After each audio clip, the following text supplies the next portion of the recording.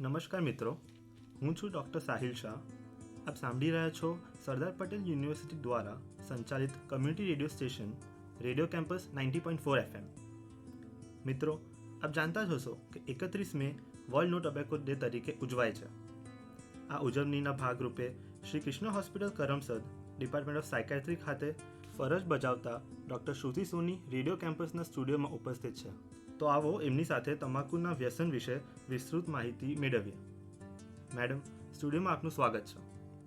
મારો પહેલો પ્રશ્ન એ છે કે આજે તમાકુ નિષેધ દિવસ છે, એ ઉજવવાનો હેતુ શું હશે?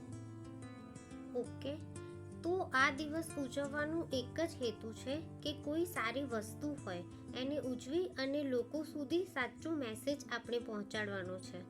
તમાકુ નિષેધ દિનની ઉજવણી વર્લ્ડ હેલ્થ ઓર્ગેનાઇઝેશન સંસ્થા છેલ્લા લગભગ 40 વર્ષથી કરે છે અને એનો એક જ ઉદ્દેશ છે કે તમાકુનું વ્યસન એ એક રોગ છે અને આ રોગ વિશે આપણે વધારેમાં વધારે લોકોને માહિતી પૂરી પાડવા માટે જ આ દિવસની ખાસ ઉજવણી કરીએ છીએ. બરાબર. દર વર્ષ વર્લ્ડ હેલ્થ ઓર્ગેનાઇઝેશનની અલગ થીમ હોય છે, તો આ વર્ષ એની થીમ કઈ છે? તો આ વર્ષ 2025ની WHOની થીમ છે અનમાસ્કિંગ ધ અપીલ, તમાકુ અને નિકોટિન ઉત્પાદનો પર ઉદ્યોગ યુક્તિઓનો ખુલાસો. તો આ વર્ષની થીમ તમાકુ અને નિકોટિનના ઉદ્યોગો તેમના હાનિકારક ઉત્પાદનોને આકર્ષક બનાવવા માટે જે યુક્તિઓનો ઉપયોગ કરે છે તે જાહેર કરવા પર ધ્યાન કેન્દ્રિત કરશે. આ વર્ષની આ થીમ રાખવા પાછળ કારણ શું હશે? તમાકુ અને નિકોટિન સંબંધિત ઉત્પાદનો આજની યુવા પેઢી માટે ખૂબ જ આકર્ષક છે. આ ઉદ્યોગ સતત આ ઉત્પાદનોને આકર્ષક બનાવવાના રસ્તાઓ શોધવાનો પ્રયાસ કરે છે, જેમાં સ્વાદ અને અન્ય એજન્ટો ઉમેરવામાં આવે છે. આકર્ષક ડિઝાઇન, આકર્ષક રંગો અને આકર્ષક સ્વાદોનો ઉપયોગ ડિજિટલ મીડિયા ચેનલો સહિત યુવા પેઢીને આકર્ષવા માટે વ્યૂહાત્મક રીતે કરવામાં આવે છે.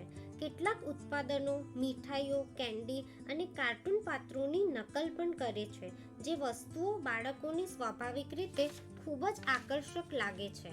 આ યુક્તિઓ ધૂમ્રપાન અથવા નિકોટિનના ઉપયોગની શરૂઆત વહેલા કરવા માટે પ્રેરે છે, જેનાથી આજીવન વ્યસન અને સ્વાસ્થ્ય પર ખૂબ ખરાબ અસર પડી શકે છે. આ યુક્તિઓનો ખુલાસો ખાસ કરીને યુવાનોમાં માંગ ઘટાડવાનો હેતુ છે, જેનાથી નિકોટિન અને તમાકુ ઉત્પાદનોના સંપર્કમાં ઘટાડો થશે. બહુ મહત્વપૂર્ણ વાત કીધી તમે. આ તમાકુ છે શું અને આનું સેવન કેટલું ભયાનક બની શકે છે? તો તમાકુની ખેતી થાય છે અને ગુજરાતની અંદર એની ખેતી સૌથી વધુ પ્રમાણમાં થાય છે. એના જે પાન છે એ પાનની અંદરથી તમાકુની જુદી જુદી બનાવટો બનાવવામાં આવે છે, જેમાં નિકોટિન નામનું એક દ્રવ્ય છે અને આ દ્રવ્ય જ માણસને એડિક્ટેડ એટલે કે વ્યસની બનાવી દે છે. મતલબ કે આ એક એવું તત્વ છે જે માણસને નુકસાન તો કરે જ છે, પણ સાથે સાથે માણસને એડિક્ટેડ પણ બનાવે છે, જેને આપણે છોડી શકતા નથી. તંબાકુથી કેવા પ્રકારનું નુકસાન થતું હોય છે અને એના વિશે ડિટેલમાં જણાવી શકો તમે? હા, તો નિકોટિન એ એડિક્ટેડ દ્રવ્ય તો છે જ, પણ એની સાથે એનું જે ધુમાડો હોય છે એમાં બીજા લગભગ 4000 જેટલા કેન્સરજન્ય અને જુદા જુદા કેમિકલ્સ છે. આ કેમિકલ આપણા શરીર માટે ખૂબ જ નુકસાનકારક છે. આ કેમિકલના લીધે શરીર અને મગજ બંને ઉપર વિવિધ પ્રકારની અસરો જોવા મળે છે, જેવી કે ઉંમર કરતાં વધારે મોટા દેખાવો, દાંત ઉપરના ડાઘા અને મોઢાની દુર્ગંધ, નપુંસકતા, વંધ્યત્વ, કસુવાવડ, મોઢા, ગળા, ફેફસાં, અન્નનળી, જઠર અને મૂત્રાશયનું cancer, high blood pressure, heart attack, લકવો, આ બધાની તકો બહુ જ વધી જાય છે. આ ઉપરાંત ઉધરસ અને ફેફસાના રોગ, ડાયાબિટીસ, ઉચ્ચ સ્તરના કોલેસ્ટેરોલ અને સહનશક્તિમાં ઘટાડો થવો, આ પ્રકારની તકલીફો જોવા મળતી હોય છે. દર્દીને જ નહીં પરંતુ તેમની આજુબાજુના લોકોને પણ તમાકુથી અસર થતી હોય છે. ધૂમ્રપાન કરનારી માતાઓને જન્મેલા બાળકો બીમાર હોય છે અને ધૂમ્રપાનને કારણે 4000 જેટલા નવજાત બાળકો દર વર્ષે મૃત્યુ પામે છે. તમારા ધૂમ્રપાન અથવા અન્ય કોઈ વ્યક્તિ દ્વારા ધૂમ્રપાન કરવાથી તમારા પરિવારને, મિત્રોને અને સહકાર્યકરોને નુકસાન થાય છે. તેઓ સિગરેટ દ્વારા બહાર પાડવામાં આવેલ ધુમાડો શ્વાસમાં લે છે અને તેને આપણે સેકન્ડ હેન્ડ સ્મોકિંગ કહીએ છીએ. સિગરેટ અથવા બીડીથી નીકળતો ધુમાડો તમારા બાળકને મધ્યમ કાનની સમસ્યાઓ થવાની તકો વધારી દે છે. આ ઉપરાંત ઉધરસનું કારણ બને છે અને અસ્થમા જેવા ગંભીર રોગોને પણ વધારે ઉગ્ર બનાવે છે. બરાબર. આપણે જોઈએ છે કે તમાકુના લીધે દર્દીને તો અસર થાય જ છે, પણ એમના આજુબાજુના લોકોને કયા પ્રકારની અસર થઈ શકે છે? તો જે રીતના આપણે વાતચીત કરી કે સેકન્ડ હેન્ડ સ્મોકિંગના કારણે આજુબાજુના લોકોનામાં પણ કાનની સમસ્યાઓ, ઉધરસ અને અસ્થમા જેવા રોગોનું પ્રમાણ વધી શકે છે. આ મહત્વનો પ્રશ્ન એ હશે કે શું તમાકુનું વ્યસન છોડી શકાય છે? આ બહુ જ જરૂરી પ્રશ્ન છે. એનો જવાબ હું થોડું વિસ્તારથી આપવા માંગીશ. તો તમાકુ છોડવામાં ખૂબ મહેનત અને પ્રયત્ન લાગે છે, પણ તમાકુનું સેવન છોડવું એ શક્ય છે. તમે તમાકુનું સેવન ચાલુ રાખેલ છે એનું કારણ એ નથી કે તમે બેદરકાર અથવા તો નબળી ઈચ્છાશક્તિ ધરાવો છો, પણ તમને તમાકુનું એડિક્શન થઈ ગયું છે. નિકોટિનના વ્યસનને તોડવા માટે ફક્ત 1 અથવા 2 અઠવાડિયાની જરૂર છે અને સંશોધન એવું દર્શાવે છે કે ધૂમ્રપાન અને તમાકુનો ઉપયોગ કરનારાઓ જે વ્યસન મુક્તિની સારવારનો ઉપયોગ કરે છે અને વર્તન ફેરફાર કાર્યક્રમોમાં ભાગ લે છે, તેમના માટે છોડી દેવાની તકો બમણી થઈ જાય છે. જે લોકો ખરેખર છોડી દેવાનો પ્રયાસ કરી રહ્યા છે તેમના માટે આ પ્રક્રિયાઓ શ્રેષ્ઠ કામ કરે છે. સારવાર એવી રીતે રચાયેલ છે કે બહાર નીકળવાનો પ્રયાસ કરતી વ્યક્તિને તમાકુની તલબ ઓછી થાય છે અને છોડ્યા પછીના શારીરિક લક્ષણોમાં પણ રાહત મળે છે. તમે સાયકાઇટ્રિસ્ટ તરીકે દર્દીને કઈ રીતે મદદરૂપ થઈ શકો છો?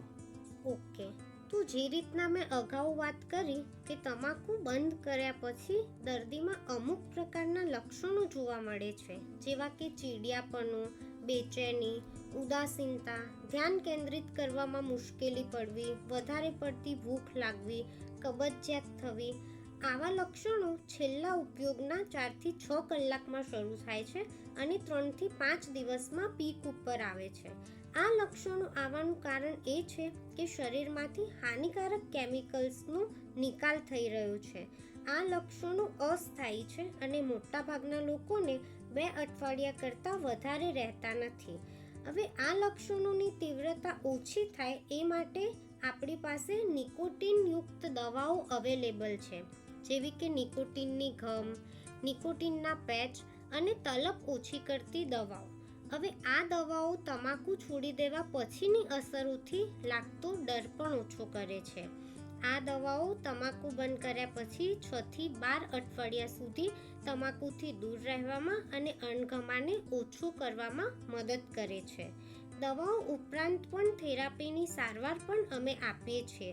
તલબને પહોંચી વળવા માટેના પગલાં દર્દીને અમે શીખવાડીએ છીએ, જેવું કે ઊંડો શ્વાસ લેવો, ધીમે ધીમે કરીને ગ્લાસમાંથી પાણી પીવું, વૈકલ્પિક વસ્તુઓ જેવી કે નિકોટિનની ગમ, ઇલાયચી, દાણાદાર એવી વસ્તુઓનો ઉપયોગ કરવો, મનને વિચલિત રાખવું, જેમ કે મનને તમાકુના વિચારોથી થોડા સમય દૂર કરે એવી કોઈ પણ પ્રવૃત્તિ, ઉદાહરણ તરીકે કુટુંબીજનો અને મિત્રો સાથે વાત કરીને સમય પસાર કરવો. તો આ ટાઈપની થેરાપીની સારવાર પણ અમે શીખવાડતા હોઈએ છીએ. આ ઉપરાંત ઘણા દર્દીઓ એવા હોય છે કે જે છોડવાના પ્રયત્નમાં નિષ્ફળ પણ થતા હોય છે. તો બંધ કર્યા પછી તમાકુનો ઉપયોગ થઈ જવો એ નિષ્ફળતા નથી. એનો અર્થ એટલો જ છે કે તમારે વધારે મદદની જરૂર છે. પોતાને કહો કે તમાકુ છોડી દેવું સહેલું નથી અને એક નાની ભૂલના લીધે હું આજ સુધી કરેલી મહેનતને છોડી નહીં દઉં. મને દુઃખ છે, પણ હું મારા પ્રયત્નમાં દ્રઢ છું અને હું આમાંથી પ્રેરણા લઈશ જ. હતાશ થશો નહીં. સંશોધન એવું બતાવે જ છે કે પૂરેપૂરું છોડી દેતા મોટાભાગના લોકોને 3 થી 5 વાર તો પ્રયત્ન કરવો જ પડે છે અને અગાઉ પણ વિસ્તૃત માહિતી જોઈતી હોય તો શ્રી કૃષ્ણ હોસ્પિટલના સાયકેટ્રી વિભાગમાં અમારા વ્યસન મુક્તિના બધા જ નિષ્ણાત ડૉક્ટરો અવેલેબલ છે જ. મિત્રો, આશા છે કે તમને આ કાર્યક્રમ ગમ્યો હશે. આવા જ કોઈ રસપ્રદ કાર્યક્રમ સાથે ફરી મળીશું. ત્યાં સુધી રજા આપજો. આભાર.